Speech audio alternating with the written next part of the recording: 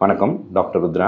எல்லா master செக்கப்லையும் chest x ray எடுக்க சொல்கிறாங்க. அதே மாதிரி எதனா ஒர்க் ஜாயின் பண்ணணும், ஃபாரின் போனாலும் செஸ்ட் எக்ஸ்ரே எடுக்க சொல்கிறாங்க. எதுக்காக செஸ்ட் எக்ஸ்ரே எடுக்கிறோம்? செஸ்ட் எக்ஸ்ரேல எனக்கு என்ன தெரியும்? இப்போ யூஸ்வலாக செஸ்ட் எக்ஸ்ரேல பார்த்தீங்கன்னா நம்ம லங்ஸ் 2 லங் ஃபீல்ட்ஸை கிளியராக பார்க்கலாம். அதுக்கப்புறம் போன்ஸ் கிளியராக பார்க்கலாம். அப்புறம் ஜாயின்ஸ் நம்மளுக்கு தெரியும்.